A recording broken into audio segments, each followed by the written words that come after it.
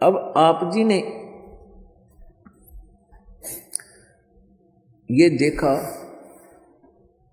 कि तत्वदर्शी संत जो आएगा वो परमात्मा ही होगा।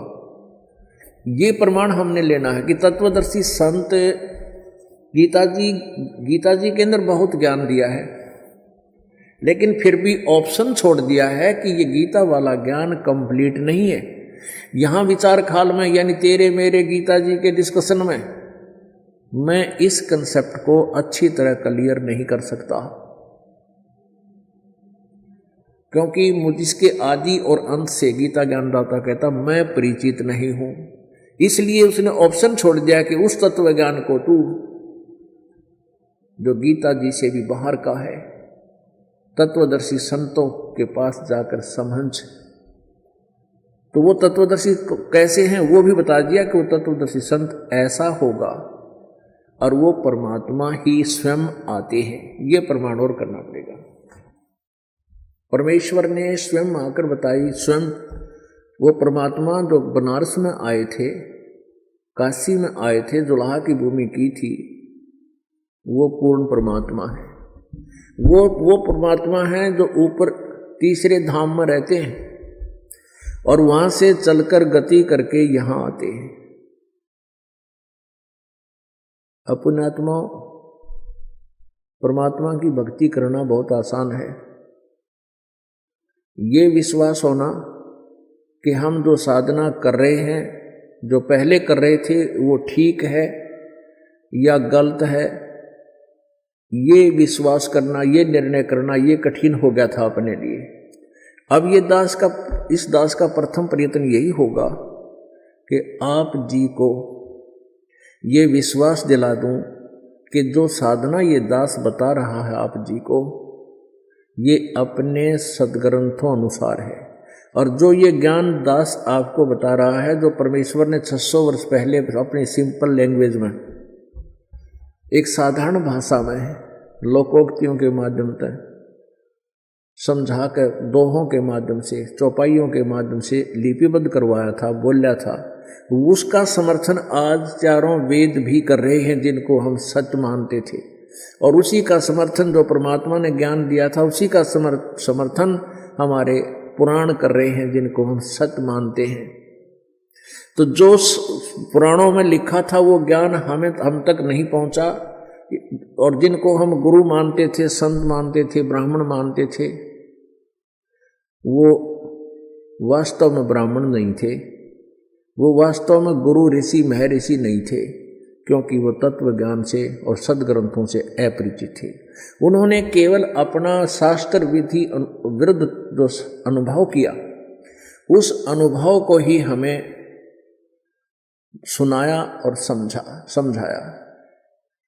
तो वो साधना हमारी जो उन्होंने बताई वो शास्त्र विरुद्ध थी, जिस कारण से हम आज तक भ्रम भटक रहे हैं। हमारे पूर्वज कोई पशु बन गया, कोई पक्षी, कोई भूत, कोई पितर, ये उन्हीं की देन है, उस गलत ज्ञान की, शास्त्र विरुद्ध साधना की।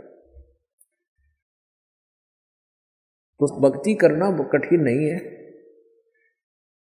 ये दृढ़ होना कि हम जो साधना कर रहे हैं फाइनल है और सही है, तो फिर परमात्मा का पाना बहुत आसान है, क्योंकि ये साधना इतनी सिंपल है।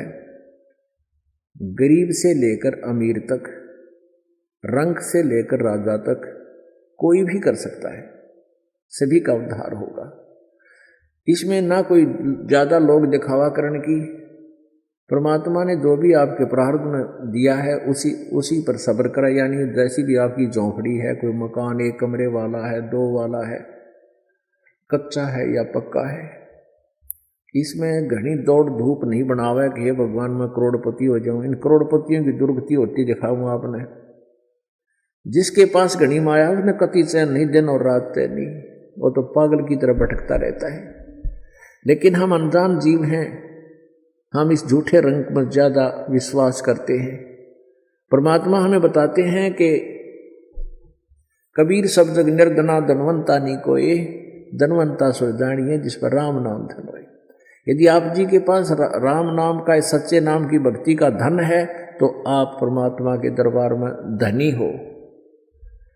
और जिसको आप धनी समझते हो, संसारिक संपत्ति जिसके पास भौतिक सुख है और उसके पास राम नाम नहीं है, ये सत भक्ति नहीं है, तो भगवान के दरबार में आप तो सिंहासन पर होगे और वो वहाँ बांध कर खड़ा कर रखा होगा एक अपराधियों की तरह, आप देखोगे।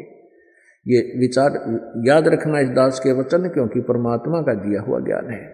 हाँ, यदि उस धनी भी और राजा भी सत साधना करता है मर्यादा में रहकर, फिर दोनों ही आप राम नाम के धनी भगवान के दरबार में हो गए।